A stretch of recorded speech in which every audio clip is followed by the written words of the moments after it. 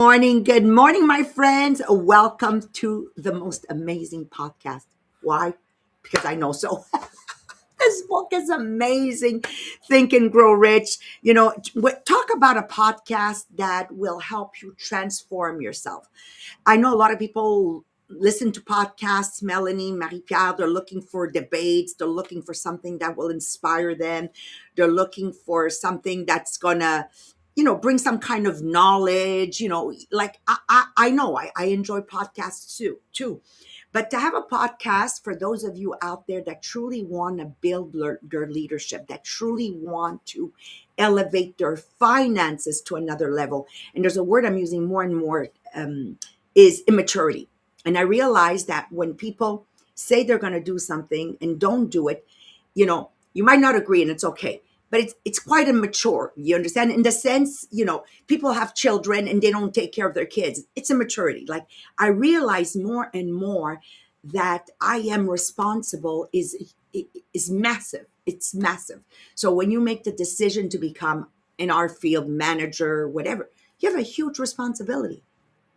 People are waiting for your leadership, so you can't just have a kid and not take care of it, get a pet and not take care of it, get a team and not take care. Do you understand, Melanie, Marie-Pierre, what I'm talking about? Like, and today's segment is truly transformational if you are listening with the intent to say, I'm gonna take this and run with it. Now, one thing I want to make sure before moving forward, you have to understand it's a work in progress. Don't ever think you're going to listen to this today and say, "Oh, I got this." No, no, no, no, no, no, no. I had the first aha moment yesterday with Marie-France Toupet, who I've been doing with her monthly reviews, monthly meet and greets, monthly coaching, and it's been going on for months and months and months. And yes, we've seen the results, but I have to share something, Melanie. Yesterday, for the first time, instinctively, so you'll see it's a work in progress. And I'm talking about every week I've been doing this for months and months with Marie-France. And yesterday, for the first time, instinctively, she induced in Natalie to get into action. Like she did it so beautifully, but it wasn't overnight. So when I talked to her afterwards, I said, wow. Wow. So stay close to the fire, but also whatever you're hearing, use it. So I'm going to cover today, just quickly, I'm going to share with you one of the greatest realization of my 42 years leadership. There are stages in leadership. So I want to make sure you understand there are stages. Okay. And one of the first stages is saying, I am responsible. Let's do that together. I am responsible. Okay. I did not use that at 22. I want you to understand that.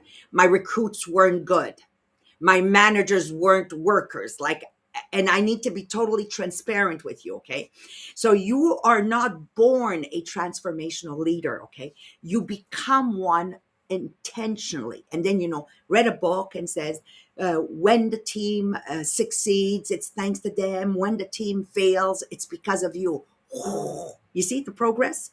See the progress? Okay. So Melanie would not hang out with me if I hadn't transformed over the years, right? Tell her about the meetings, Melanie, you used to listen to. No ending. I kept talking and talking, and you said she wouldn't shut up. Remember? Yes, I do remember.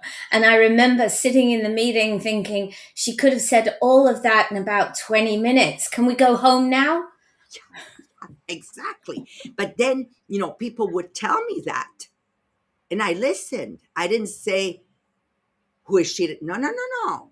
Anybody that was qualified. And I said, okay, we got to shorten this. Hey, today we're at 60-minute Yeah. meetings. Wow. See, that's transformational, but it didn't happen overnight. Reading alone does not transform you. The application does. It's the application. Again, I'm going to circle back to Marie-France. Yesterday, that aha moment, I went, wow, wow. Okay. And when it happens, I'm telling you, it's like a champagne bottle that pops, but it's been shaking. It's been moving for a while. So if you intentionally work on yourself, magic is going to happen. Now, Melanie, can't wait for your part, Melanie. Melanie is going to bring us into the psychology and the emotional intelligence behind fearful leadership. I don't know how to say that. Okay. Why do some leaders want to control? Why do some people fear about being replaced? Why do insecure leaders unintentionally shrink the people around them? I've been in that position. I've never shrank anybody, Melanie. Never that, because I was trained well from the beginning. I was never fearful, but I've been Shrunk. shrank. Shrunk. I've been feared, and it's horrible to have a president. I used to call him Babaluga. Okay, so it protects his identity. And once Melanie, he says something, and I don't reply because I'm very good at knowing the first to speak is the first to lose.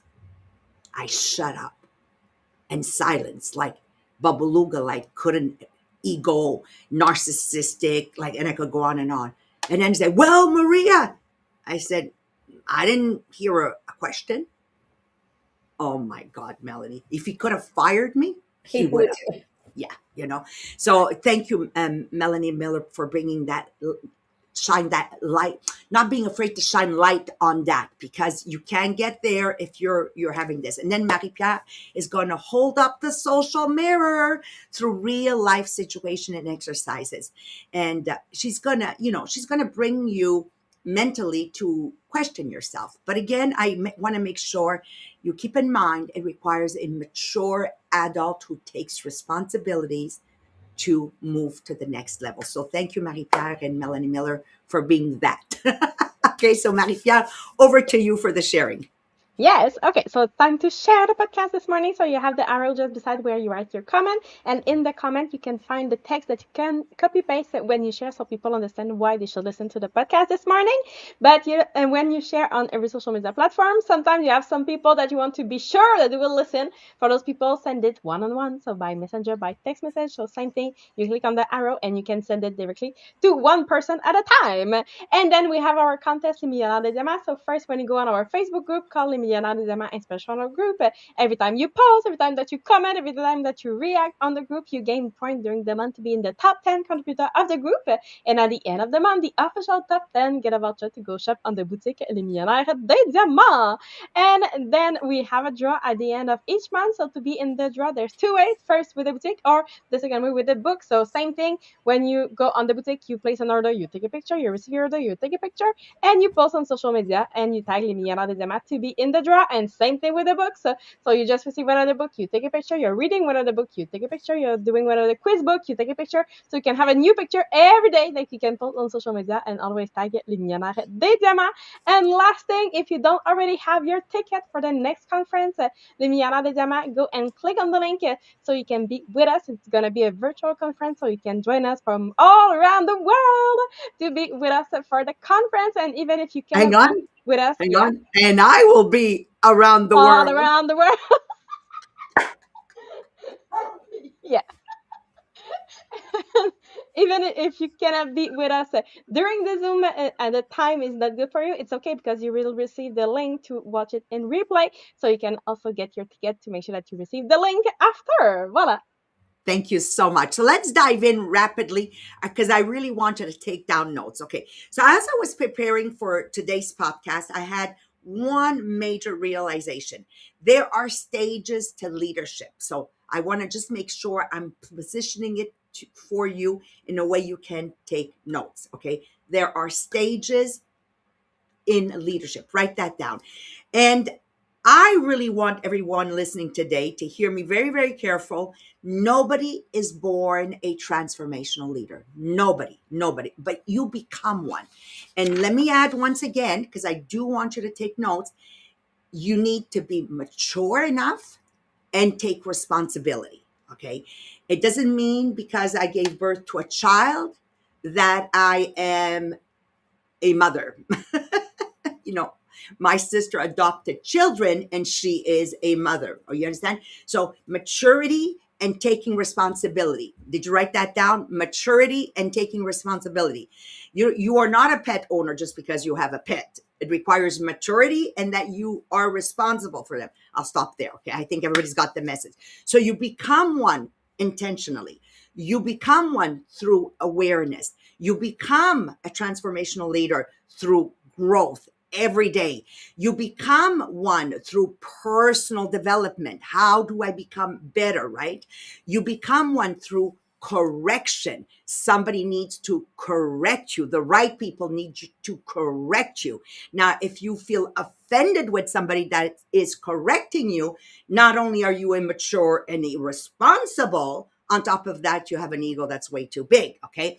You become one by having the humility to evolve. It requires huge humility to say, I'm a student, I'm learning as I go. So I think one of the most dangerous things we can do in life is assume that because we are leading, we have mastered leadership. Assume because I am now promoted to director, I am now a leader. So we have an expression that we used to use back in the days. Many people are promoted to director and they think they've died and went to heaven. No, it's only the beginning. It's like getting a diploma at university.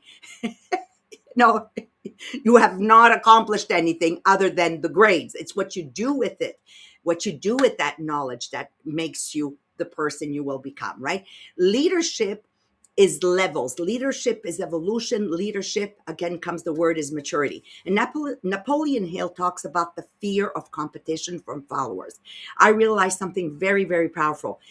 Most controlling leaders are not bad people. They are insecure leaders, and you'll understand this more with Melanie Miller. They are simply leaders who have not yet evolved.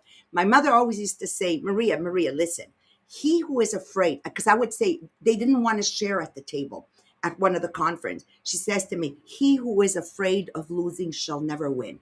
He who is afraid of losing shall never win.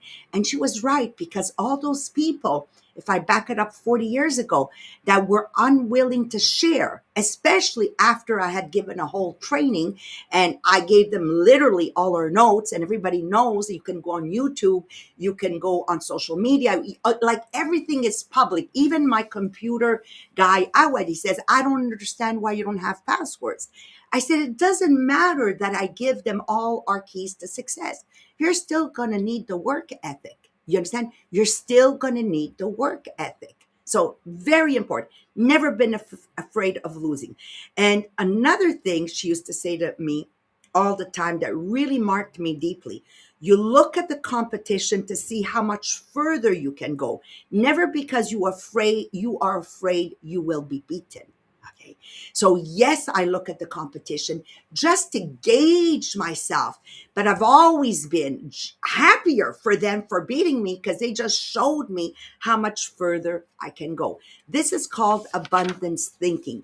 This is not survival thinking. This is expansion thinking. Never would I have been able to imagine that one day we would hit $50 million of sales in the same year.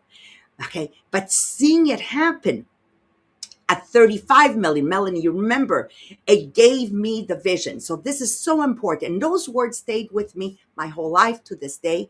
But then something happened many years ago that completely transformed the way I lead. About 20 years ago, during a huge Jubilee recognition conference, my directors were being recognized on stage in the number one category. And as I shared this moment with Jean-Philippe, I know I'm a transformational leader because nobody has built so many millionaires and multimillionaires. I know I'm a transformational leader because nobody has had, and we continue to have so many mortgage-free directors, debt-free, right? But something needed to happen because at this Jubilee, as I'm sitting there, the first director gets recognized, and back in the days we would give them the microphone so they would share. She said, I want to thank Maria, ... And honestly, it felt great, right? Her saying that, right? The second director gets recognized and she says, thank you, Maria. And again, I felt proud. And then the third director, by the way, I remember this moment as if it was yesterday, because the third director that got recognized was Marie-Josée. And I'm sitting there. And once again, she says, thank you. And then suddenly something hit me emotional. You see, transformational leadership, I take responsibility, etc., etc. Because on my desk, still today, about 40 years ago, when I became, I started Tupperware. Uh, Donna, Amy Schmaltz's daughter, by the way, who I'm going for lunch in a couple of weeks with her, she gave me something that stayed with me forever.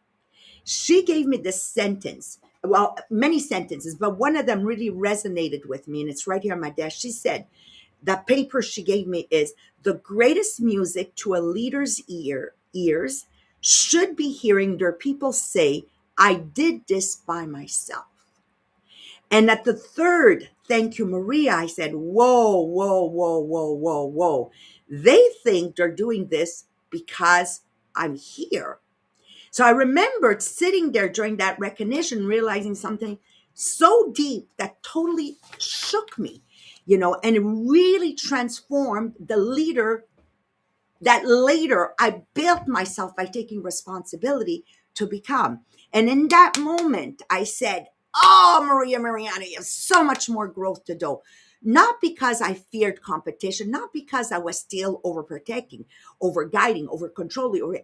The problem was when a leader stays too central, the people stop discovering their own power. Now there's many ways that I took this to the next level, with system, codes, training, knowledge, structure, allowing them to shine. And today we truly have a company that is extraordinary. And if we hadn't done that transformation right there and then, we wouldn't have so many people that would be millionaires, multimillionaires, mortgage free, debt free. This is where it happens. Now, also today, I take no responsibility, and the leaders I do lead that have huge egos, that are narcissistic, that are immature, and don't take responsibilities. I hope you took that down too, right? Because I do what I need to do, but then it's up to you, right? So using this, by applying this, practicing this, correcting this, and adjusting this, just brought us to a whole other level. And listen to me, guys, the best is yet to come. So with no further ado, I'm going to leave you in the hands of Melanie Miller so you understand the science behind it. Because, we got to support it with science, Melanie, right? So over to you, my friend. Thank you, Maria. So we've just introduced the fourth major cause of failure in leadership, described by Napoleon Hill: fear of competition from followers. This is an incredibly important point because it's something we see everywhere in leadership. Some leaders are deeply uncomfortable when the people around them begin succeeding. Why? Because they operate from what we call a scarcity mentality. They believe there is only a limited amount of success available. So if someone else rises, they somehow feel that there is less for them. And this often happens most strongly in leaders who are insecure in their own position.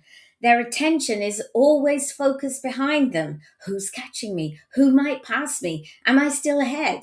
Instead of asking, who can I help grow? How can I multiply success? What kind of leader do I want to become?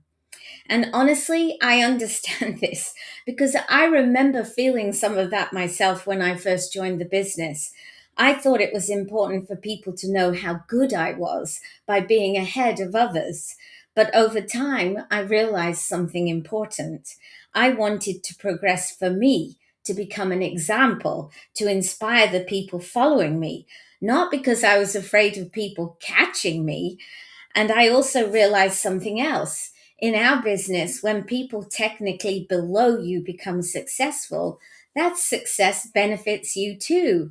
Their growth strengthens the whole organization.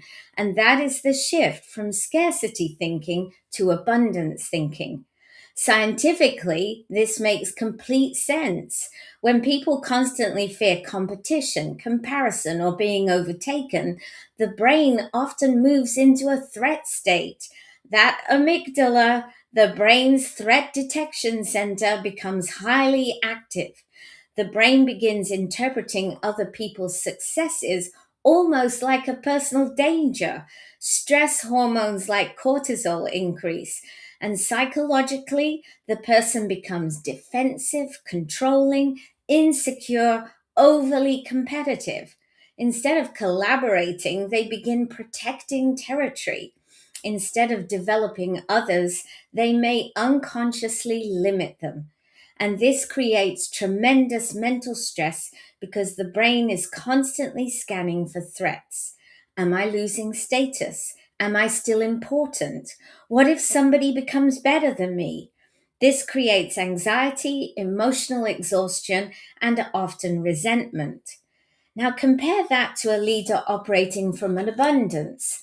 An abundance minded leader sees another person's success differently. Instead of threat, the brain experiences reward, and expansion. Why?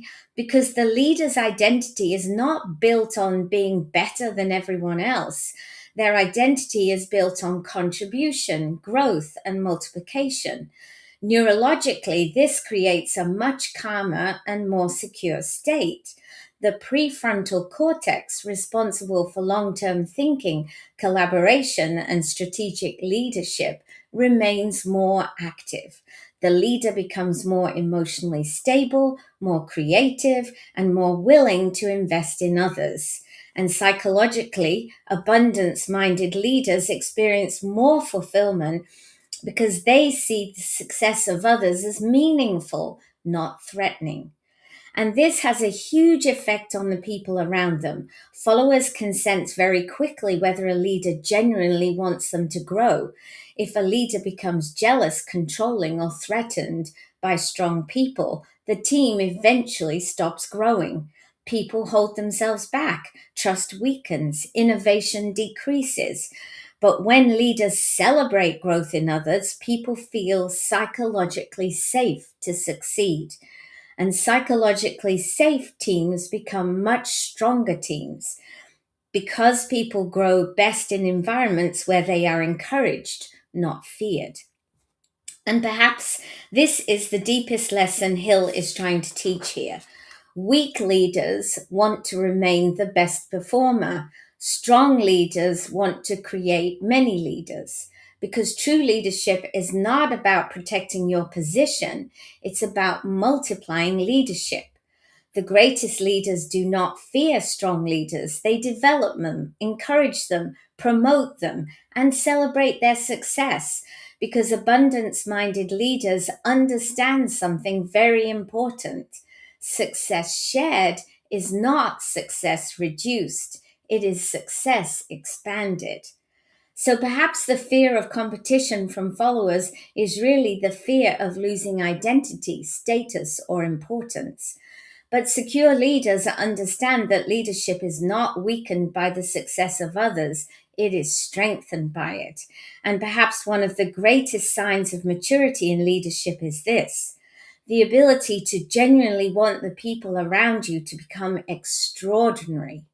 And with that, I will leave you in the hands of Marie Pierre to check out our mirror of ourselves. Yes, thank you, Annie. So it's time for the quiz this morning because we realize with all of this that it's one of the deepest fear that human beings have. That's what happens if I'm no longer needed. And honestly, that's why many leaders do not realize that they are doing this, and then they are trying to control, but not intentionally. But if everybody needs you, you feel valuable. But then that creates something very dangerous in leadership: dependency, because dependency can look like leadership, but it's not leadership, because true leadership is not look how important I am, but true leadership is look how capable people became because I believe in them. So that's what we want to cover with the quiz this morning. So for each situation you want to answer honestly, that with the answer that feel most like your natural reaction, not what you wish you were, but who and that will help you to become the person that you want to become because you are aware of where you are right now. So let's start with question number one. So you have A, B, or C this morning for to choose from. So question number one. So a new person on your team start doing something and they are doing extremely well. So people begin complimenting them more than you, and what honestly happened inside of you?